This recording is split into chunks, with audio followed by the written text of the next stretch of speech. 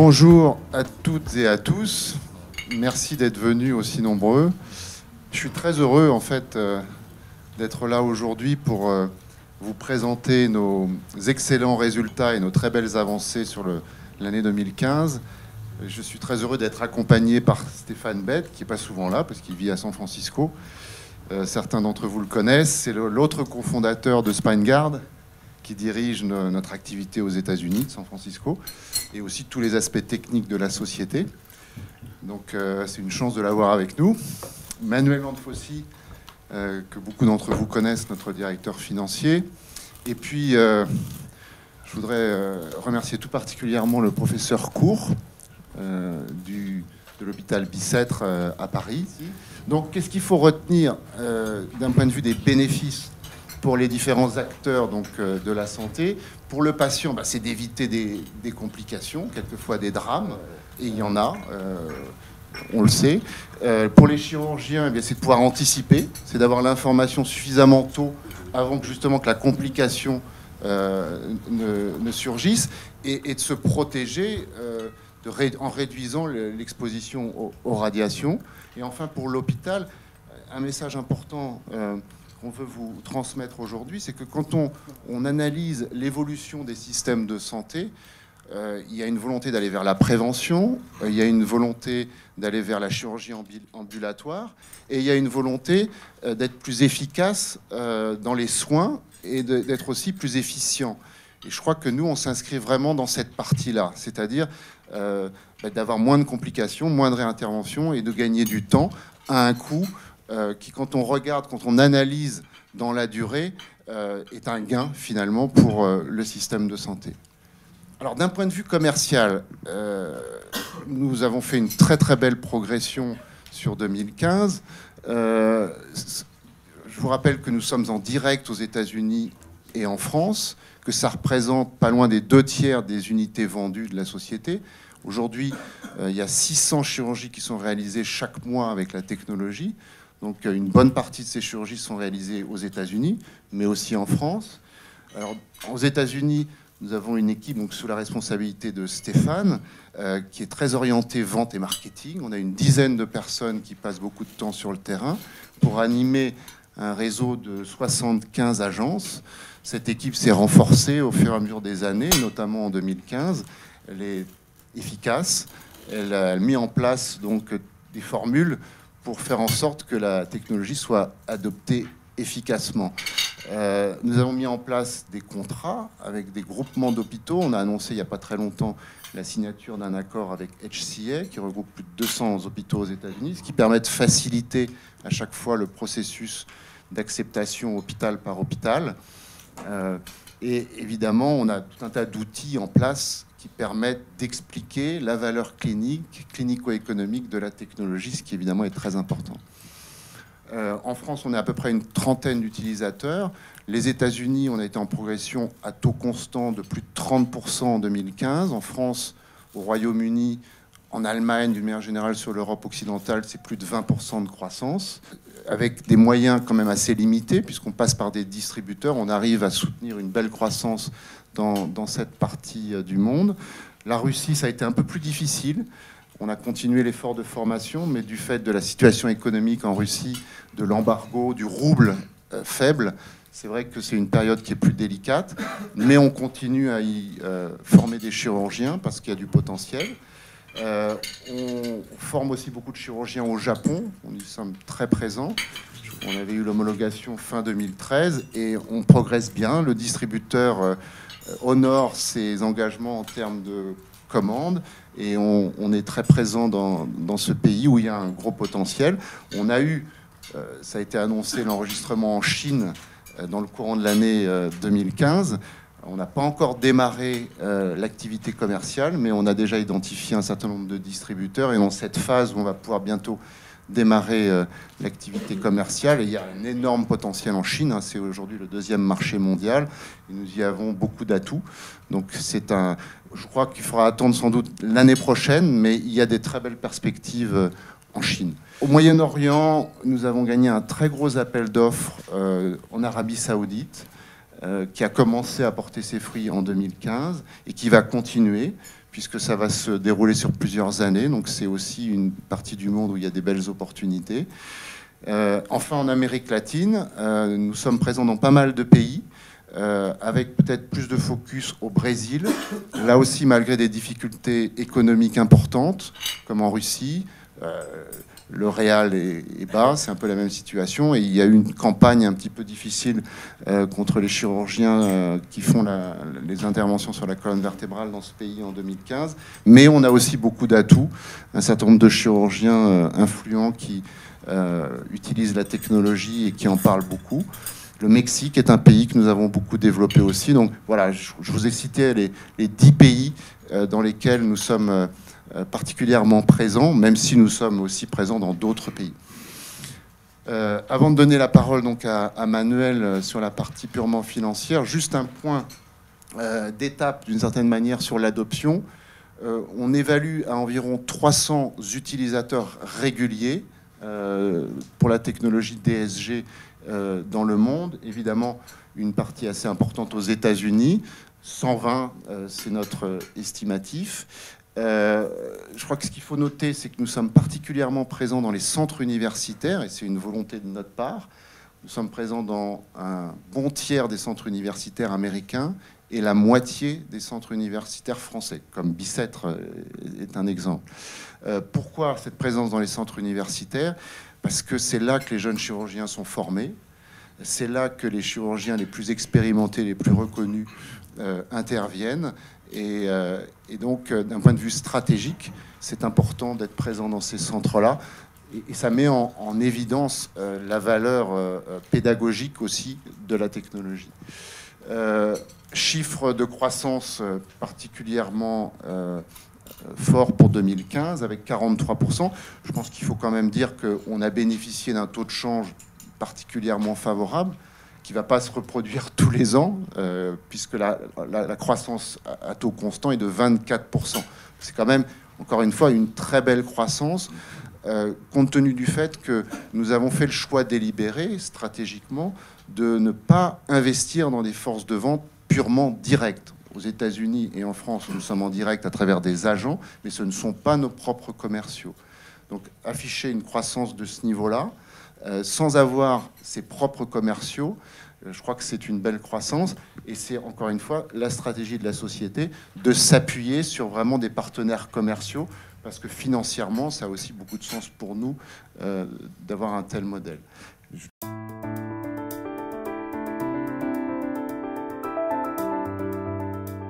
Merci Pierre. Donc au niveau des chiffres, une très belle année également au niveau des chiffres 2015, comme vous l'avez compris dans les messages préliminaires de Pierre. Au niveau du chiffre d'affaires, je reviens juste sur le fait que la croissance trimestre après trimestre a été soutenue, constante et avec de beaux pourcentages de croissance chaque trimestre. Les États-Unis qui représentent 58% de l'activité en volume. Toujours une caractéristique de Spanguard, c'est le très haut niveau de marge brute. Au niveau des dépenses opérationnelles, je dirais que sur l'administration et la recherche, on est dans la stabilité avec beaucoup de travail derrière, mais dans une stabilité au niveau des chiffres. Sur les ventes, la distribution et le marketing, beaucoup d'investissements, à la fois dans nos recrutements, dans nos actions marketing, et aussi une caractéristique qui est liée à la partie variable de notre business model. Comme Pierre l'a indiqué, on n'a pas une force de vente, par exemple, salariée. On passe au travers d'agents qui sont rémunérés sous forme de commission. À l'arrivée, une belle amélioration du résultat, à la fois du résultat opérationnel et du résultat net. Au niveau du bilan, on traduit également certaines caractéristiques de notre modèle qui sont assez uniques. La première, c'est la faible intensité capitalistique au niveau des investissements que l'on doit faire en termes de processus industriel, puisqu'on est sur un processus industriel sous-traité. Le deuxième point, c'est au niveau de notre business model qui est également caractéristique, c'est le faible niveau de notre besoin en fonds de roulement. Donc ça, c'est quelque chose que vous n'allez pas retrouver dans des sociétés orthopédiques classiques qui ont beaucoup d'ancillaires, par exemple. Nous, le produit sort et ne revient pas puisqu'il est à usage unique. Donc ça, c'est vraiment très appréciable également en termes de financement. Donc on a, quand on se finance, on a des ressources qui ne vont pas principalement dans le besoin en fonds de roulement. Et puis au niveau du bas de bilan, vous voyez également le résultat des actions qu'on a eues l'année dernière, à savoir un tour de financement en augmentation de capital au mois de juin, et qu'on a complété par de la dette à la fin de l'année, en tirant sur la première tranche d'un emprunt obligataire avec IPF Partners. Une belle amélioration du cash flow opérationnel, donc grâce aux résultats et à notre faible besoin en fonds de roulement. Des investissements raisonnables. Il y a une partie, on a beaucoup travaillé l'année dernière sur la vis intelligente et on a pu capitaliser une partie de ces frais selon les normes comptables. Et puis au niveau de nos financements, vous voyez ici le résultat des opérations en capital que l'on a fait l'an dernier. Voilà, donc pour conclure la dernière phase, un cash flow, un cash burn modeste, on va dire, au regard des standards du secteur, financé à la fois par une augmentation en capital, mais qui apporte une faible dilution, et surtout, toujours en respectant nos objectifs stratégiques, qui sont ceux que Pierre a commencé d'expliquer et qu'on va poursuivre dans la troisième partie de la présentation.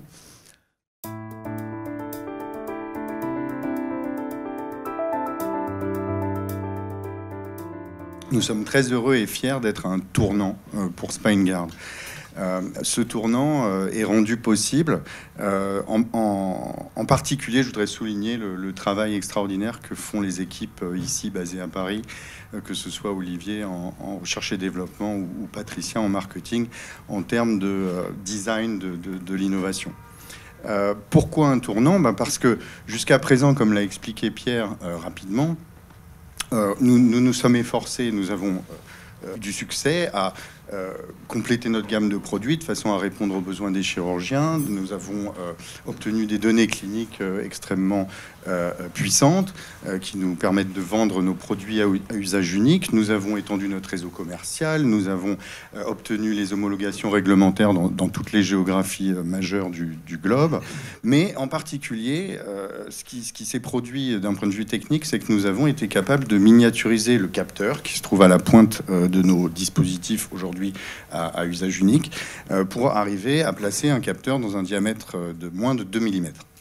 Alors, cette avancée technique nous permet maintenant d'être dans le concret par rapport à une étape qui est décisive pour nous en termes de création de valeur, qui est de déployer notre technologie comme une plateforme, en commençant par la vis intelligente, et puis ensuite avec d'autres déploiements possibles que je vais expliquer après la présentation du professeur Cour. Je vais simplement dire 2 mots sur le système de vis intelligente pour vous présenter le rationnel, le concept, qu'est-ce que c'est que ce système, et les bénéfices particuliers qu'il offre sur le marché.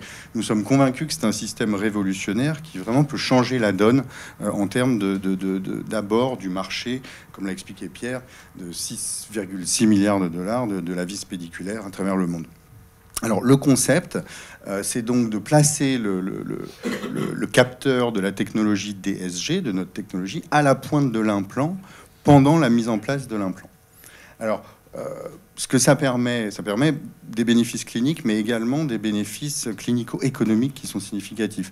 En termes cliniques, ça veut dire que le chirurgien va pouvoir être plus efficace, plus rapide, et en particulier sauter des étapes fastidieuses de préparation du point de la trajectoire d'insertion de l'implant, préparation et vérification de cette trajectoire. Évidemment, comme le capteur est placé à la pointe, vous pouvez imaginer que la précision va être maximale, puisque c'est l'implant lui-même qui va être capable de confirmer qu'il est positionné correctement dans l'os, à l'endroit où le chirurgien le souhaite.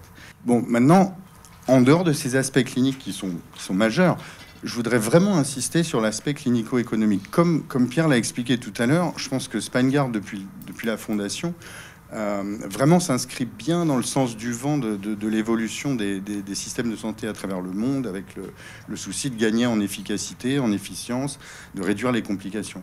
Cependant, quand même, en vendant la réalité, en vendant un dispositif à usage unique aux hôpitaux, on peut tout de même être perçu à court terme comme une source de coûts supplémentaires.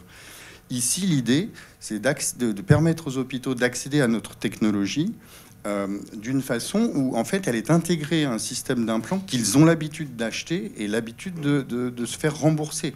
Donc, il y a, en termes d'approche commerciale du marché, en partenariat avec nos partenaires industriels qui fabriquent et vendent des vis pédiculaires, on leur fournit un différenciateur, comme Pierre l'a expliqué, mais également l'accès au marché pour notre technologie devient potentiellement beaucoup plus fluide. Donc c'est aussi une raison importante de dire que c'est un nouveau système qui vraiment change la donne. Je vais finir avec 2 slides pour vous parler de l'innovation chez SpineGuard, du futur. En particulier donc de 3 projets. Le premier projet qui est un projet de court-moyen terme et 2 autres projets qui sont du moyen-long terme. Peut-être juste une petite précision sur la vis intelligente. Donc, comme mentionné par le professeur Cour, on est en étape de chirurgie en Europe. On a obtenu le marquage CE et on a démarré les chirurgies dans plusieurs centres prestigieux européens. Aux États-Unis, on a également un partenaire pour co-développer la vis intelligente et nous sommes en phase d'homologation FDA activement à court terme. C'est ce sur quoi nous travaillons et le dossier avance bien. Voilà.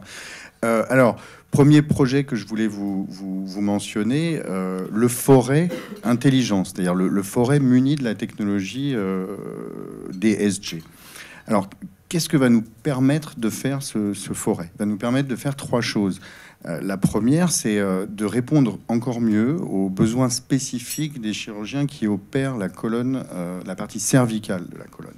Où, dans ce domaine, le standard de soins, c'est d'utiliser des forêts. Le deuxième aspect, c'est que ça nous ouvre les portes de potentiels partenariats avec les industriels qui, en ce moment, développent et commercialisent des robots chirurgicaux. Alors, le robot chirurgical, comme vous pouvez facilement l'imaginer, c'est une très belle machine, une très belle invention, mais si vous êtes un chirurgien en train d'évaluer la possibilité d'utiliser un robot, vous allez forcément quand même être pas mal anxieux de savoir si le robot va suivre le plan opératoire. Et aujourd'hui, les robots n'ont aucun moyen de vérifier en temps réel si la trajectoire qui a été préalablement établie est effectivement respectée.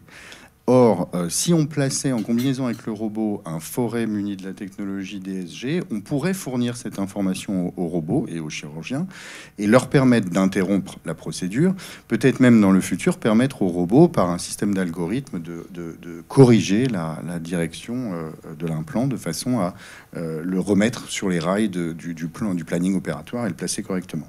Donc on a des discussions en cours avec des industriels en robotique et il y a un intérêt de leur part. La troisième chose que le forêt va nous permettre de faire, c'est d'accéder au très gros marché de l'orthopédie générale et de la traumatologie. Il y a également dans ces indications chirurgicales des situations où les structures autour des placements des implants sont très sensibles et où les visualisations par imagerie rayon X sont très limitées en raison des structures anatomiques qui empêchent de voir le squelette du patient correctement. Donc ça, c'est un projet de court terme sur lequel nous travaillons cette année. Et pour lesquels j'ai mentionné que nous sommes en discussion avec de potentiels partenaires. Après, prochaine slide, voilà.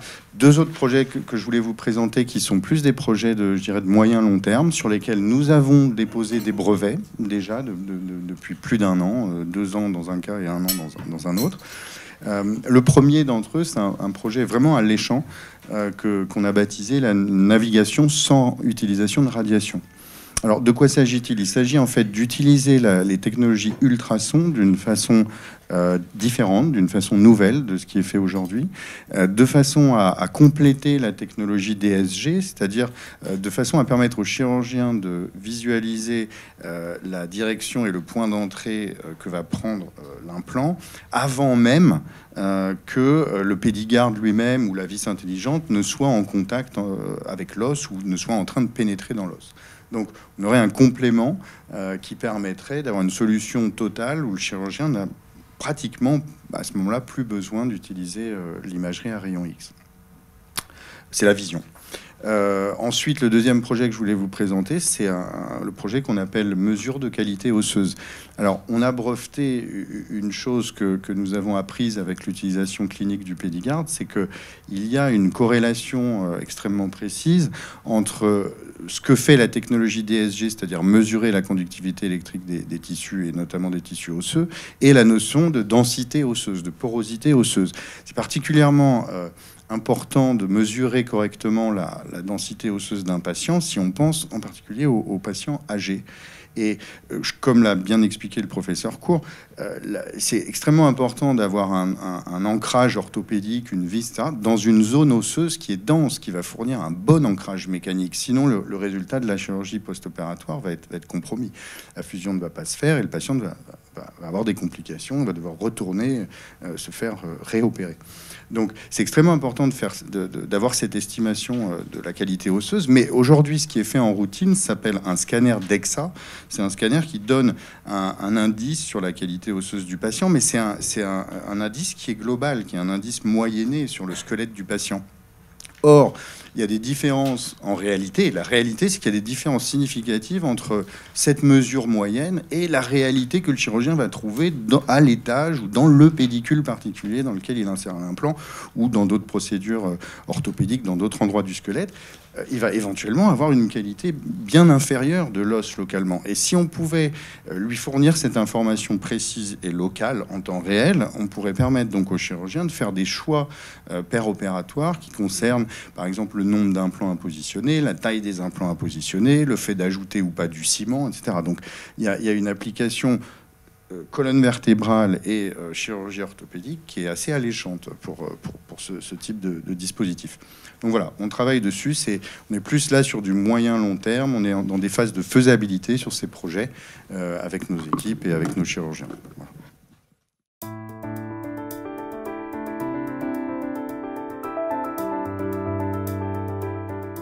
Vous l'avez compris, on est dans les temps, là aussi, en termes de développement de la société. Nous sommes très confiants sur notre capacité à faire de cette société un grand succès. La stratégie a été clairement définie. On a un pilier qui est en place, avec une gamme d'instruments de perçage intelligents qui rendent de très grands services tous les jours, avec une adoption qui se développe régulièrement, une croissance solide à 2 chiffres, avec un modèle efficient. Manuel vous a très bien expliqué en quoi financièrement on a un modèle qui vraiment tient la route et nous permet de nous développer et d'entrevoir l'équilibre financier. Et en même temps, pour continuer à exploiter notre plateforme technologique extrêmement fertile, très puissante, bien protégée, homologuée dans la plupart des grands pays du monde, tout l'enjeu pour nous, c'est de développer, de mettre en œuvre ces nouvelles applications dans la colonne vertébrale, à travers la vis intelligente, qui est vraiment ce qu'on pense être la matérialisation ultime de la technologie dans la colonne vertébrale, peut-être en combinaison avec le robot. Et puis après, c'est toutes les applications en dehors de la colonne vertébrale qui passent donc par un forêt, parce que la chirurgie de la colonne vertébrale est un peu l'anomalie dans l'orthopédie, où on n'utilise pas tellement le moteur finalement. Et puis après, il y a tous ces projets très excitants que vous a présenté Stéphane autour de notre technologie, et toujours au cœur de notre mission, donc, qui est de rendre la chirurgie plus sûre et d'établir notre plateforme technologique comme un standard de soins mondial dans la durée. Voilà, donc beaucoup de choses très excitantes devant nous, et en même temps, on délivre tous les jours, et on est fidèle à nos ambitions de la fondation de la société.